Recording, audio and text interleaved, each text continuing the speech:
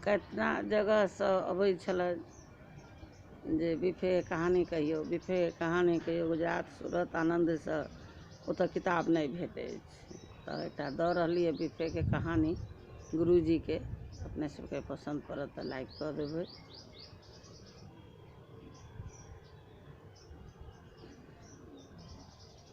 बृहस्पतिवार के सूर्योदय से पहले उठकर स्नानादि नित्य निवृत्त होकर भगवान बृहस्पति देव का स्मरण करते हुए व्रत का आरंभ करना चाहिए।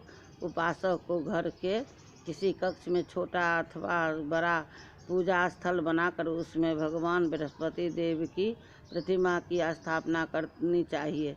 घर के समीप किसी मंदिर में जाकर भी भगवान बृहस्पति देव का पूजा की जा सकती है। भगवान बृहस्पति देव पीले रंग की पुष्प और पूजा की पीले रंग की सामग्री को विशेष रूप से पसंद करते हैं, इसीलिए स्नान के बाद पीले रंग के वस्त्र धारण करने का विशेष महत्व बताया गया है। पीले रंग के पुष्प, केले और पीले चंदन से भगवान बृहस्पति देव की पूजा का विधान। बृहस्पतिवार के व्रत में उपासक को पूरे दिन एक समय ही भोजन करना चाहिए। भोजन में चने की दाल, बेसन और दूसरे पीले रंग के खाद्य पदार्थों का ही सेवन करना चाहिए। व्रत करने वाले पुरुष बृहस्पतिवार को दाढ़ी व सिर के बाल न कटाएं। पूजा के समय भगवान बृहस्पति देव से मनोकामना प्रकट की जाती है, वे उस मनोकामनाओं को पूरा करते हैं। इस व्रत में व्रत कथा पढ़ने और श्रवण करने का विशेष महत्व है। महत्वपूर्ण।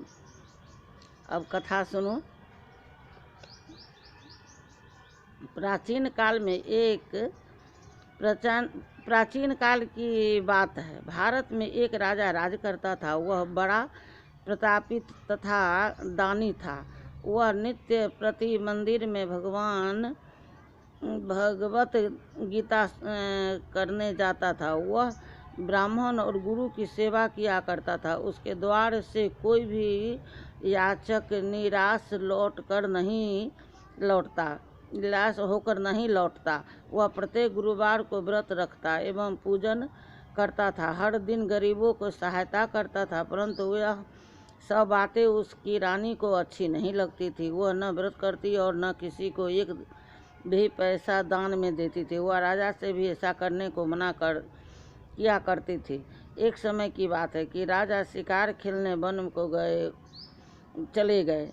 घर पर रानी और दासी थी। उस समय गुरु बृहस्पति देव साधु का रूप धारण कर राजा के दरबार में पर भिक्षा मांगने आए। साधु ने रानी को भिक्षा मांगी तो वह कहने लगी, हे साधु महाराज, मैं इस दान और पुण्य से तंग आ गई हूँ। इस कार्य के लिए तो मेरे पति देव ही बहुत हैं। अब आप ऐसी कृपा करें कि सारा धन नष्ट हो जाए तथा मैं आराम से रह सकूं। साधु रूपी बृहस्पति देव ने कहा, हे देवी, तुम बड़ी विचित्र हो। संतान और धन से कोई दुखी नहीं होता है, इसको सभी चाहते हैं। पापी भी पुत्र और धन की इच्छा करता है। अगर तुम्हारे पास धन अधिक है तो मुझे बताओ, मनुष्यों को भोजन कराओ। भूखे मनुष्यों को भोजन कराओ, प्याऊ लगवाओ, ब्राह्मणों को दान दो, धर्मशालाएं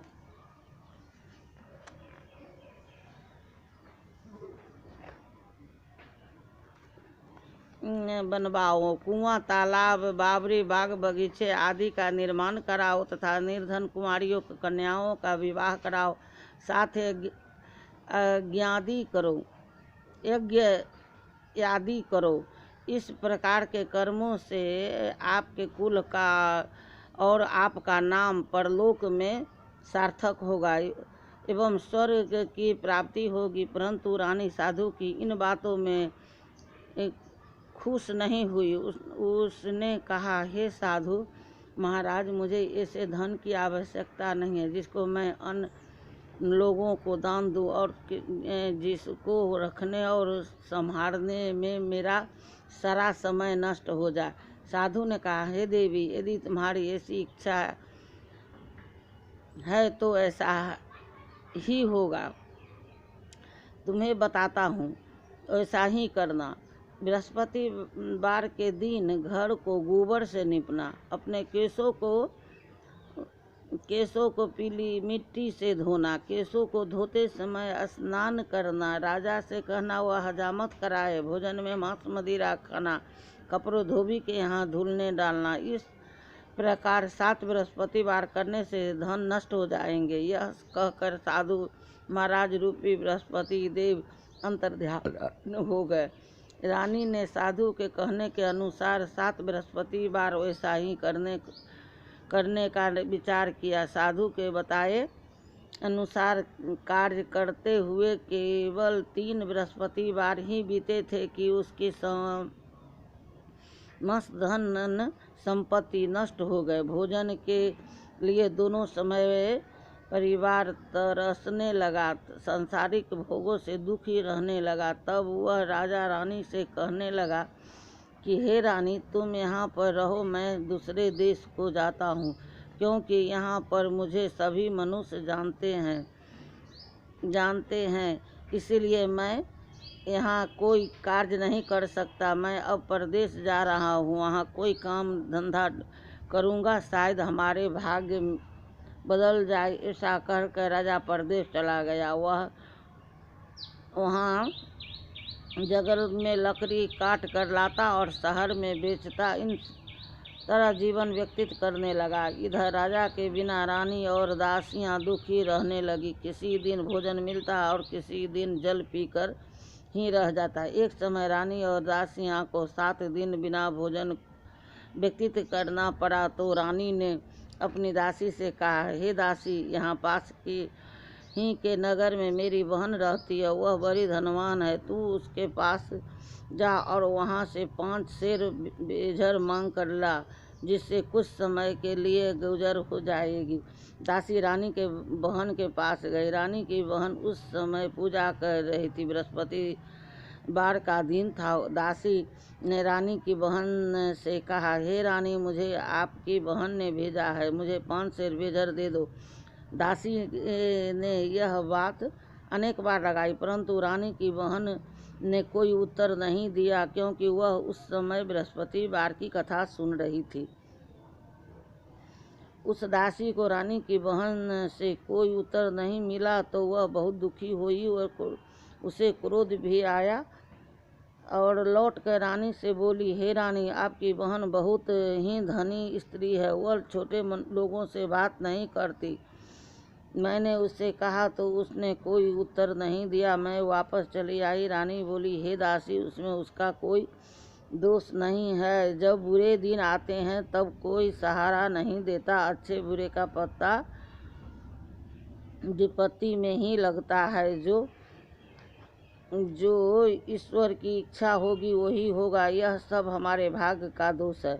उधर रानी की बहन ने सोचा कि मेरी बहन की दासी आई थी, परंतु मैं उससे नहीं बोली, उससे बहुत दुखी हुई होगी। अंत वह कथा सुन और विष्णु भगवान का पूजन समाप्त कर वह अपनी बहन के घर आई और कहने लगी, हे बहन, मैं बृहस्पतिवार का व्रत कर रही थी, तुम्हारी दासी हमारे घर आई थी, परंतु जब तक कथा होती लोग न बोलते हैं, हमारे घर न हम लोग न उठते हैं न बोलते हैं, इसीलिए मैं नहीं बोली। कहो दासी क्यों आई थी? रानी ने बोली, बहन, हमारे घर अनाज नहीं था, वैसे तुमसे कोई बात छिपी नहीं है, इस कारण मैंने दासी को तुम्हारे घर 5 सेर बेझर लेने के लिए भेजा था। रानी की बहन बोली, बहन देखो, बृहस्पति भगवान सबकी मनोकामना पूर्ण करते हैं, देखो शायद तुम्हारे घर में अनाज रखा हो। यह सुनकर दासी घर के अंदर गई तो वहाँ उसे एक घड़ा बेझर का भरा मिल गया। बड़ी हैरानी हुई, क्योंकि उसने एक एक बर्तन देख लिया था। उसने बाहर आकर रानी को बताया। दासी अपनी रानी से कहने लगी, हे रानी, देखो, वैसे हमको जब अन्न नहीं मिलता तो हमें रोज व्रत करते हैं, अगर इससे व्रत की विधि और कथा पूछ ली जाए तो इसे हम भी किया करेंगे। दासी के कहने पर रानी ने अपनी बहन से बृहस्पतिवार का व्रत के बारे में पूछा। उनकी बहन ने बताया, हे रानी, बहन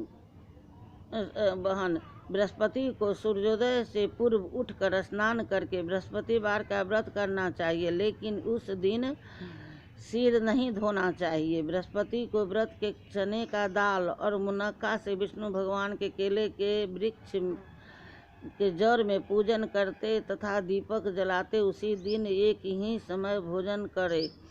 भोजन पीले खाद्य पदार्थ का करे तथा कथा सुनने। इस प्रकार करने से गुरु भगवान प्रसन्न होते हैं, अन्न धन देते हैं, मनोकामना पूर्ण करते हैं। व्रत और पूजन की विधि बताकर रानी की बहन अपने घर लौट आई। रानी और दासी दोनों ने निश्चय किया कि बृहस्पति देव भगवान का पूजन जरूर करेंगे। 7 दिन बाद जब बृहस्पतिवार आया तो उन्होंने व्रत रखा। घुड़सवार में जाकर चना और गून बीन लाई और उनकी दाल से केले की जड़ में तथा विष्णु भगवान का पूजन किया। तब भोजन पीला कहाँ से आए। दोनों बड़ी दुखी हुई, परंतु उन्होंने व्रत किया था, इस कारण बृहस्पति देव भगवान प्रसन्न थे। एक साधारण व्यक्ति के रूप में वे दोनों थालों में सुंदर पीला भोजन लेकर आए और दासी को देकर बोले, हे दासी, यह भोजन तुम्हारे और रानी के लिए है, तुम दोनों करना। दासी भोजन पाकर बड़ी प्रसन्न हुई और रानी से बोली, रानी जी, भोजन कर लो। रानी को भोजन आने वाले में से कुछ पता नहीं था, इसलिए वह दासी से बोली, जा तू ही भोजन कर ले, क्योंकि तू हमारी व्यर्थ में हंसी उड़ाती है। दासी बोली, एक व्यक्ति भोजन दे गया है। रानी कहने लगे, वह भोजन तेरे ही लिए दे गया है, तू ही भोजन कर। दासी ने कहा, वह व्यक्ति हम दोनों के लिए दो थालों में भोजन दे गया है, इसलिए मैं और आप दोनों ही साथ भोजन करेंगी। दोनों ने गुरु भगवान को नमस्कार कर भोजन प्रारंभ किया। इसके बाद वे दोनों प्रत्येक बृहस्पतिवार को गुरु भगवान की व्रत पूजन तथा करने लगी। बृहस्पति भगवान की कृपा से उनके पास धन हो गया, परंतु रानी फिर कहने लगी कि तरह से आलस्य करने लगी। फिर पहले ही की तरह आलस्य करने लगी। तब दासी बोली, देखो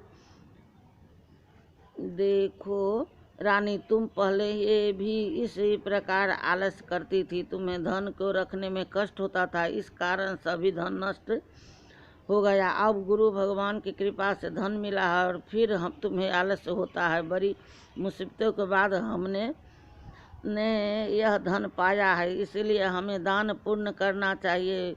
तुम भूखे मनुष्यों को भोजन कराओ, प्याऊ लगवाओ, ब्राह्मणों को दान दो, कुआं, तालाब, बावड़ी आदि सब का निर्माण कराओ, मंदिर पाठशाला बनवा कर दान दो, कुमारी कन्याओं का विवाह कराओ, धन को शुभ कार्य में खर्च करो, जिससे तुम्हारे कुल का यश बढ़ेगा तथा स्वर्ग को प्राप्त होगा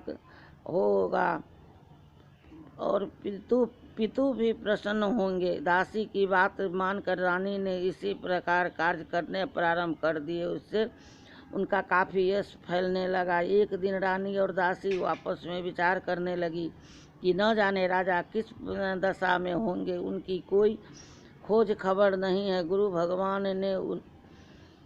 ने उन्होंने प्रार्थना की और भगवान ने रात्रि में राजा को स्वप्न में कहा, हे राजा, उठ, तेरी रानी तुझको याद करती है, अब अपने देश को लौट जा। राजा प्रातःकाल उठकर जंगल में लकड़ी काट कर लाने के लिए जंगल की ओर चल पड़ा। जंगल से गुजरते हुए वह सोचने लगा, रानी की गलती से उसे कितने दुख भोगने पड़े हैं। राजपाट छोड़कर उसे जंगल में आकर रहना पड़ा। जंगल से लकड़ियां काटकर उन्हें बेचना, गुजारा करना पड़ा। उसी समय उस जंगल से बृहस्पति देव वे एक साधु का रूप में धारण कर आए और राजा के पास आकर बोले, हे लकड़हारे, तुम इस सुनसान जंगल में किस चिंता में बैठे हो, मुझे बताओ। यह सुन कर राजा ने साधु को अपनी संपूर्ण कहानी सुना दी। महात्मा दयालु होते हैं। वे राजा से बोले, हे राजा, तुम्हारी पत्नी ने बृहस्पति देव का कि अपराध किया था, जिसके कारण तुम्हारी यह दशा हुई है। अब तुम किसी प्रकार की चिंता मत करो, भगवान तुम्हें पहले से अधिक धन देंगे। देखो, तुम्हारी पत्नी ने बृहस्पतिवार का व्रत प्रारंभ कर दिया है। अब तुम बृहस्पतिवार के व्रत करके चने की दाल व गुड़ जल के लोटे में डालकर केले का पूजन करो, फिर कथा कहो हो या सुनो, भगवान तुम्हारी सब मनोकामनाओं को पूर्ण करेंगे।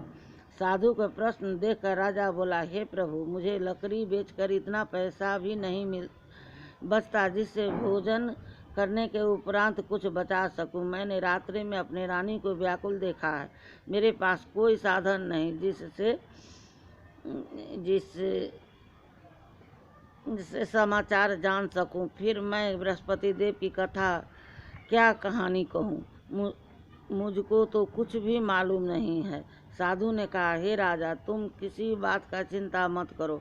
बृहस्पतिवार के दिन तुम रोजाना की तरह लकड़ी लेकर के शहर में जाओ। तुम्हें रोज से दुगना धन प्राप्त होगा, जिससे तुम भली भांति भोजन कर लोगे तथा बृहस्पतिवार की पूजा का सामान भी आ जाएगा। बृहस्पति देव की कथा इस प्रकार है। द्वितीय खंड आप सुनो।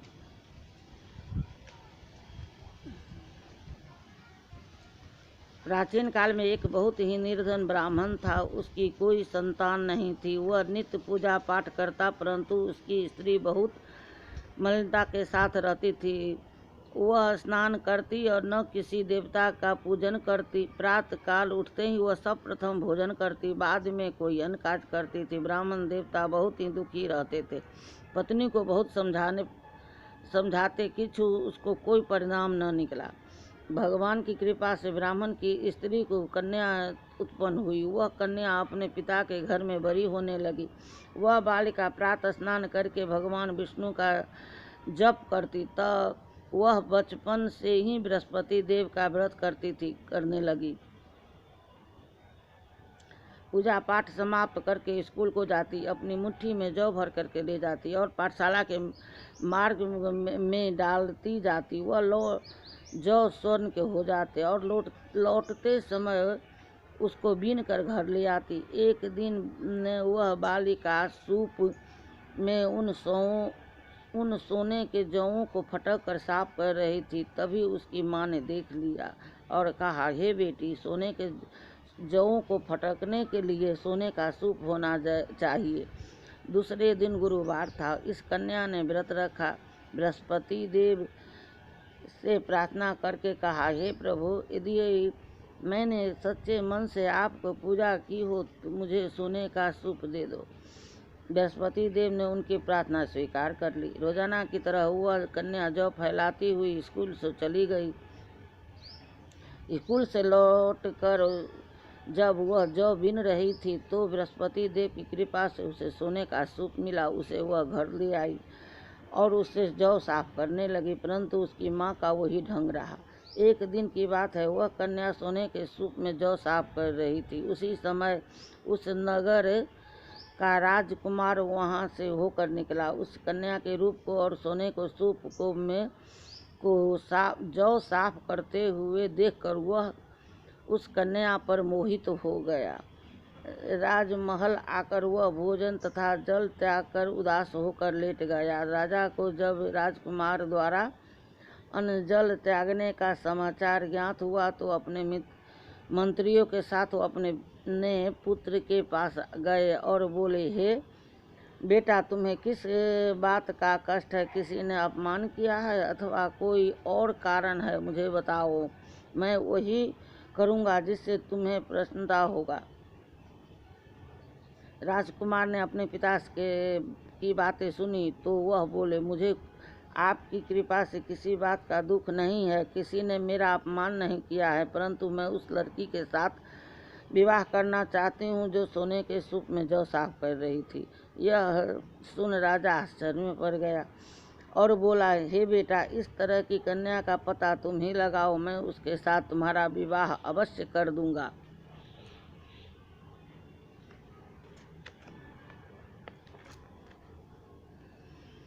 राजकुमार ने राजा के उस लड़की के घर का पता बतलाया। मंत्री उस लड़की के घर गया और राजा का आदेश ब्राह्मण को सुनाया। कुछ ही दिन बाद ब्राह्मण की कन्या का विवाह राजकुमार के साथ संपन्न हो गया। कन्या के घर से जाते ही उस ब्राह्मण देवता के घर में पहले की भांति गरीबी का निवास हो गया। अब भोजन के लिए भी अन्न बड़ी मुश्किल से मिलता था। एक दिन दुखी होकर ब्राह्मण अपनी पुत्री से मिलने गया। बेटी ने पिता को दुखी की अवस्था को देखा और अपनी माँ का समाचार पूछा। ब्राह्मण ने सभी हाल कहा। कन्या ने बहुत सा धन देकर अपने पिता को विदा कर दिया। इसी तरह ब्राह्मण का कुछ समय सुखपूर्वक व्यतीत हुआ, लेकिन कुछ दिन बाद फिर वही हाल हो गया। ब्राह्मण फिर अपनी कन्या के यहाँ गया और सभी हाल कहा तो पुत्री बोली, हे पिताजी, आप माताजी को यहाँ लिवा लाओ, मैं तुम्हें यह विधि बता दूंगी जिससे गरीबी दूर हो जाएगी। ब्राह्मण देवता अपनी पत्नी को साथ लेकर अपनी पुत्री के पास राजमहल पहुँचे तो पुत्री अपनी माँ को समझाने लगी, हे माँ, तुम प्रातःकाल उठकर सब प्रथम स्नान आदि करके विष्णु भगवान का पूजन करो तो सब दरिद्रता दूर हो जाएगी। परंतु उसकी माँ ने उसकी एक बात नहीं मानी। वह प्रातःकाल उठकर अपनी पुत्री का बच्चा का जूठन खा लेती थी। एक दिन उसकी पुत्री के बहुत गुस्सा आया। उसने एक रात एक कोठरी से सारा सामान निकाल दिया और अपनी माँ को उसमें बंद कर दिया। प्रात उसमें से उसे उठाया, निकाला तथा स्नान आदि करा के पूजा पाठ करवाया तो उसकी माँ की बुद्धि ठीक हो गई। उसके बाद वह नियम से पूजा पाठ करती और प्रत्येक बृहस्पतिवार को व्रत करती रखने लगी।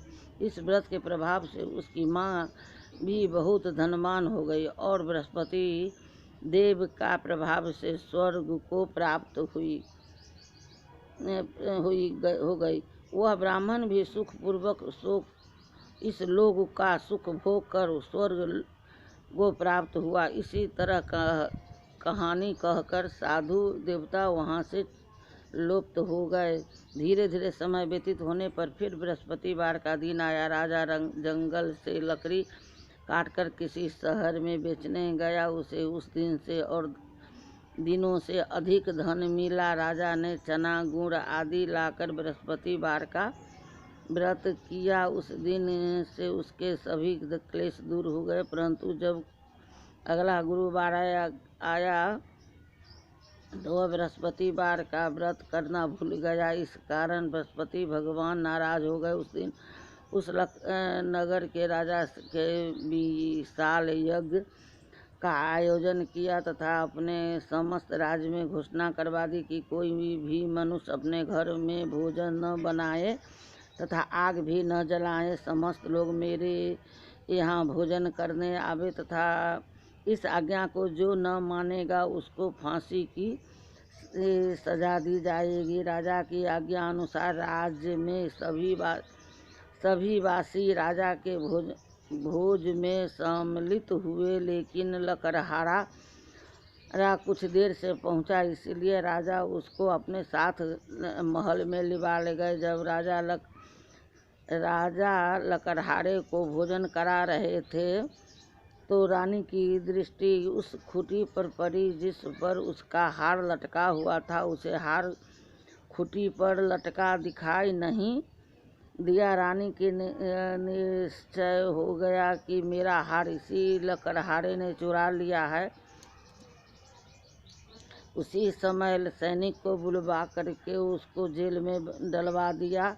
जब लकड़हारा जेलखाने में पड़ गया तो बहुत दुखी होकर विचार करने लगा कि न जाने ने कौन से पूर्व जन्म के कर्म से मुझे यह दुख प्राप्त हुआ है। और उसी साधु को याद करने लगा जो जंगल में मिला था।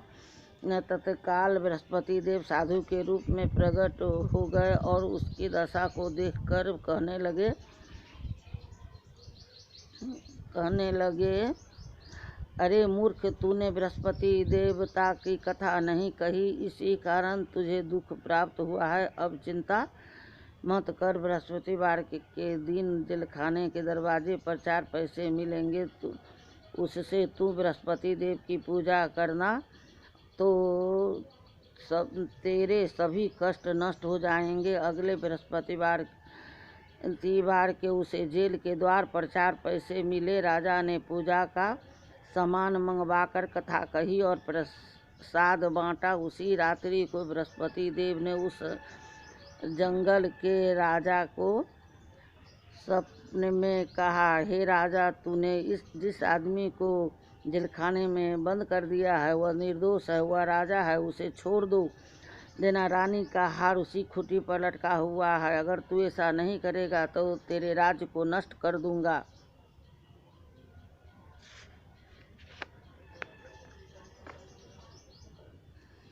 राजा प्रातः काल उठा और खूंटी पर हार देखा। देखकर लकड़हारों को बुलाकर क्षमा मांगी तथा राजा के योग्य सुंदर वस्त्र आभूषण देकर के उसे विदा किया। गुरुदेव की आज्ञा अनुसार राजा अपने नगर को चल दिया। राजा जब नगर के निकट पहुंचा तो उसे बड़ा ही आश्चर्य हुआ। नगर में पहले से अधिक बाग, तालाब और कुएं तथा बहुत सी धर्मशालाएं, मंदिर आदि बने हुए थे। राजा ने पूछा कि यह किसका बाग है, धर्मशाला है? तब नगर के सब लोग कहने लगे कि यह सब रानी और दासी द्वारा बनवाए गए हैं। राजा को आश्चर्य हुआ और गुस्सा भी आया। जब रानी ने खबर सुनी कि राजा आ रहे हैं तो उसने अपनी दासी से कहा, हे दासी, देख, राजा हमको कितनी बुरी हालत में छोड़ कर गए थे, वह हमारी ऐसी हालत देखकर लौट न जाएं, इसलिए तू दरवाजे पर खड़ी हो जा। रानी की आज्ञा अनुसार दासी अपने दरवाजे पर खड़ी हो गई। जब राजा आए तो उन्हें अपने साथ महल में लिवा लाई। तब राजा ने क्रोध करके अपनी तलवार निकाली और पूछने लगा, बताओ, यह धन तुम्हें कैसे प्राप्त हुआ है? तब रानी ने बताया, हमें यह सब धन बृहस्पति देव के व्रत के प्रभाव से प्राप्त हुआ है। राजा ने तब निश्चय किया कि 7 रोज बाद तो सभी बृहस्पति देव का पूजन करते हैं, परंतु मैं रोजाना दिन में 3 बार कथा कहूँगा तथा रोज व्रत किया करूँगा। अब हर समय राजा के दुपट्टे में चने की दाल बंधी रहती तथा दिन में 3 बार कथा कहता। एक रोज राजा ने विचार किया कि चलो अपनी बहन के यहाँ से हो आवे। इस तरह की भी निश्चय कर राजा घोड़े पर सवार होकर के अपनी बहन के यहाँ चल दिया। मार्ग में उसने देखा कि कुछ आदमी एक मुर्दे को लिए जा रहे हैं। उन्हें देखकर राजा ने अपने कहने लगा, अरे भाइयों, मेरी बृहस्पतिवार की कथा सुन लो। वे बोले, लो, हमारा तो आदमी मर गया है, इसको अपनी कथा को परी है। परंतु कुछ आदमी बोले, अच्छा कहो, हम सुन भी लेंगे। राजा ने दाल निकाली और कथा कहना शुरू कर दी। जब तक कथा आधी हुई कि मुर्दा हिलने लगा। जब कथा समाप्त हुई तो राम राम करके मुर्दा उठ खड़ा हो गया। राजा आगे बढ़ा तो उसे चलते चलते शाम हो गई। आगे मार्ग में उसे एक किसान खेत में हल चलाता हुआ मिला। राजा उससे बोला, अरे भैया, तुम मेरी बृहस्पतिवार की कथा सुन लो। किसान बोला, जब तक तुम्हारी कथा सुनूंगा तब तक 4 हरैया खेत जोत लूँगा, अपनी कथा किसी और को सुनाना, जाओ। राजा आगे चलने लगा। राजा के हटते ही बैल पछाड़ खा करके गिर गया था। किसान के पेट का दर्द बहुत जोर से बढ़ने लगा। उसी समय किसान की माँ रोटी लेकर आई। उसने जब यह देखा तो अपने पुत्र से सब हाल पूछा। बेटे ने सभी हाल बतला दिया। बुढ़िया दौड़ी घुड़सवार के पास गए और उससे बोली, मैं तेरी कथा सुनूंगी, तू अपनी कथा मेरे खेत पर चढ़ करके कहना। न राजा ने लौटकर बुढ़िया के खेत पर आकर कथा कही, जिससे सुनते ही बैल खड़े हो गए और किसान का पेट का दर्द भी बंद हो गया। राजा अपनी बहन के घर पहुंच गया। बहन ने भाई की खूब मेहमानी की। दूसरे रोज प्रातः काल राजा जब जगा तो वह देखने लगा कि सब लोग भोजन कर रहे हैं। राजा ने अपनी बहन से कहा, से पूछा, ऐसा कोई मनुष्य है जिसने भोजन न किया हो, जो मेरी बृहस्पतिवार की कथा सुन ले। बहन बोली, हे भैया, यह देश ऐसा ही है। पहले लोग यहाँ भोजन करते हैं, बाद में कोई अन्य काम करते हैं। अगर पड़ोस में कोई हो तो देख आती हूँ। ऐसा कहकर बहन देखने चली गई, परंतु उसे कोई भी ऐसा व्यक्ति नहीं मिला जिसने भोजन न किया हो। वह एक कुम्हार के घर गई, जिसका लड़का बीमार था। उसे मालूम हुआ कि इसके घर में 3 दिनों से चूल्हा नहीं जला है। रानी ने अपने भाई की कथा सुनने के लिए कुम्हार से कहा। वह तैयार हो गया। राजा ने जाकर बृहस्पतिवार की कथा कही, जिसको सुनकर उसका लड़का ठीक हो गया। अब तो राजा की प्रशंसा होने लगी। एक दिन राजा ने अपनी बहन से कहा, हे बहन, मैं अपने घर को जाऊंगा। अब राजा प्रशंसा जाऊंगा, तुम भी तैयार होकर चलो। राजा की बहन ने अपनी सास से कही, अपनी सास से अपने भाई के साथ जाने के लिए आज्ञा मांगी। सास बोली, चली जा, परंतु अपने लड़कों को मत ले जाना, क्योंकि तुम्हारे भैया का कोई औलाद नहीं है।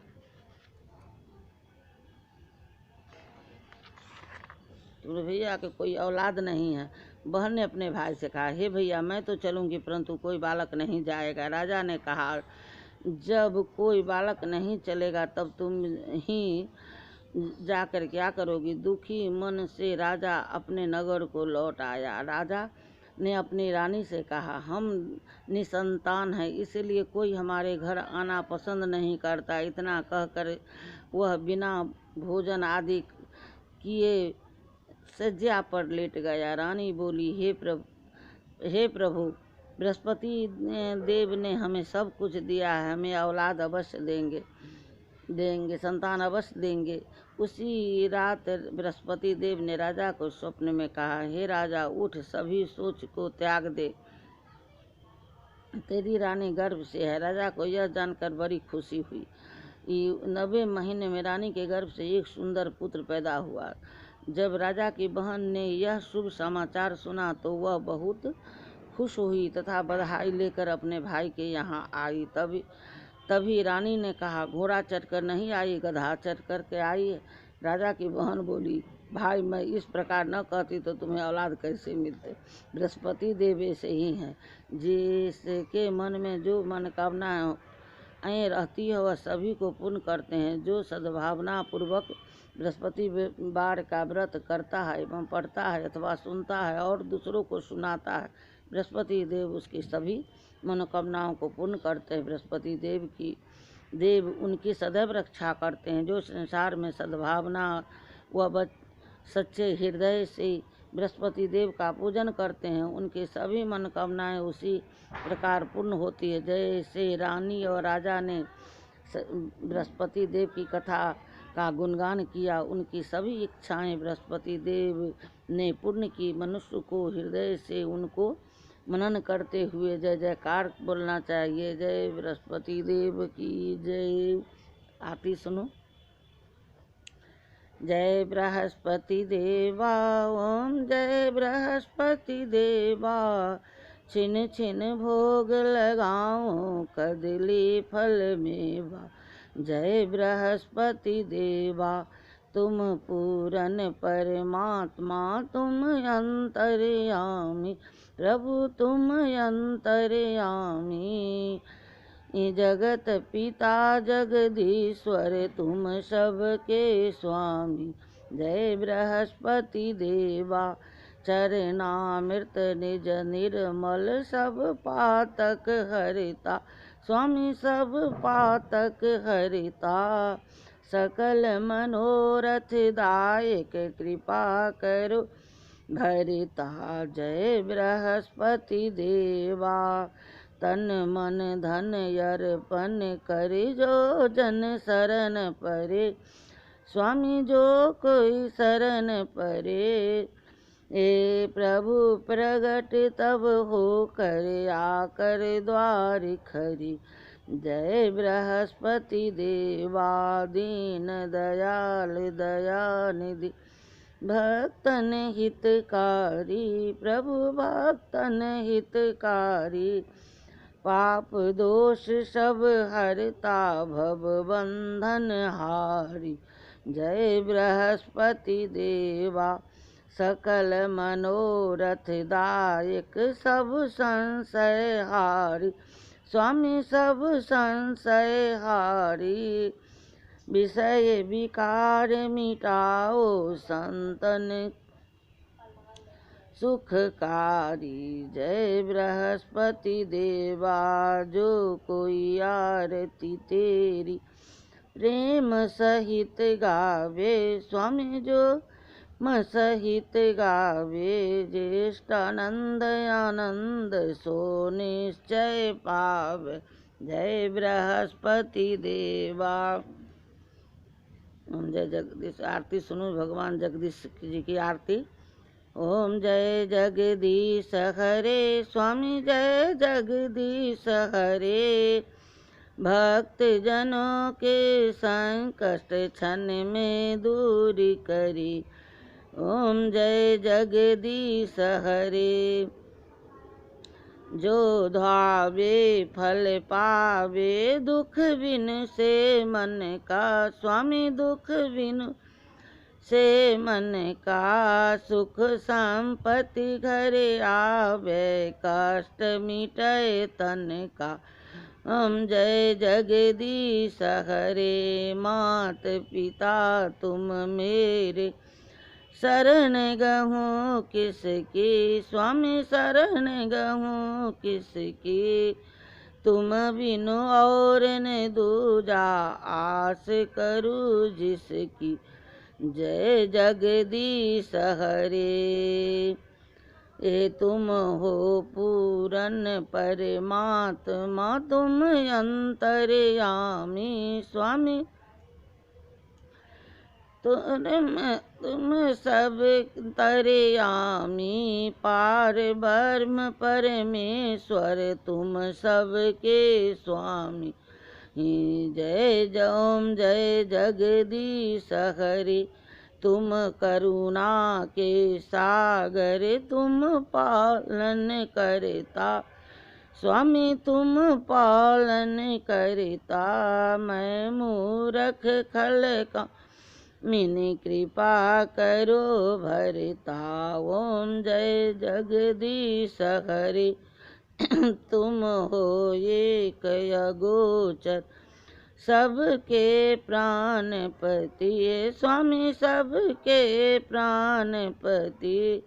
किस विधि मिलूं दया मैं तुमको मैं कुमति। एम जय जगदीश हरे। दीन बंधु दुख हरता, तुम ठाकुर मेरे। ए मैं नहीं तुम करुणा। गलती हो गई, ज्यादा है तो